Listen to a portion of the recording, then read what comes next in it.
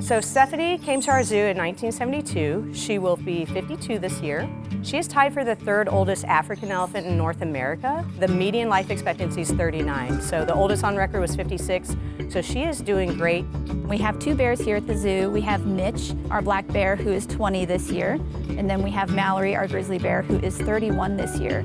Anytime an animal gets to the peak of their longevity, then we have to reassess how we're doing health monitoring on them. If they are starting to show their age with any ailments like limping, lameness, slowing down, then we start a quality of life assessment on them, and that includes both the husbandry staff and the veterinary staff. As keepers, we do a lot of things to assist them with their daily life. We want to make sure that they are comfortable every day and that they don't have to try too hard to do anything, so they live a really easy life.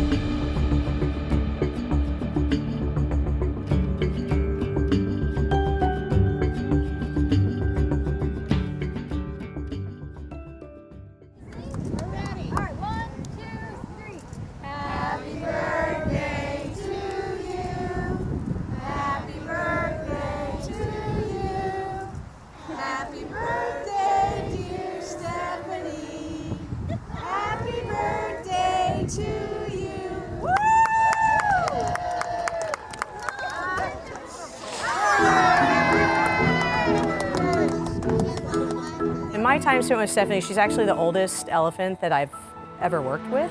And then she's in great health right now. So she's not really showing a lot of signs of slowing down yet, which is really outstanding at her age. Over the past 10 years, she has been losing her teeth. So now she has all gums.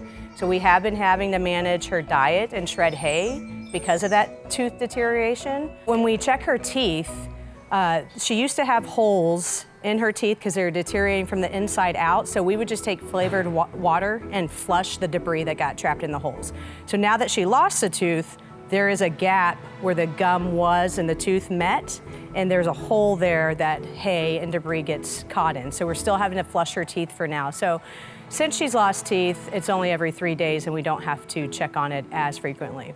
Her weight has stayed relatively stable over the past several years, but her body condition has deteriorated. She's lost some of her muscle mass, and so we are seeing signs in that. So we do shred her hay, and then we shred alfalfa to give her extra supplements, and she gets grain to help get the calories that she needs to maintain her body condition.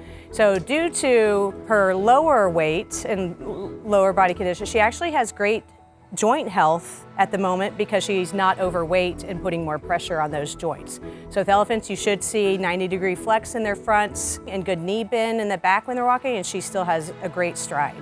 Historically, with elephants that had lived in zoos and on hard concrete, a lot of the foot care and joint health was major issues for them. So you can see we have natural substrate that Stephanie gets to live on, and then there's a sand mound that they prefer to sleep on a hill. It's easier for them to get up due to all their weight. That has really helped with her care. So I'm from Texas. I went to Texas A&M and got an animal science degree. I always knew I wanted to work in zoos, and I knew I wanted to work with large mammals.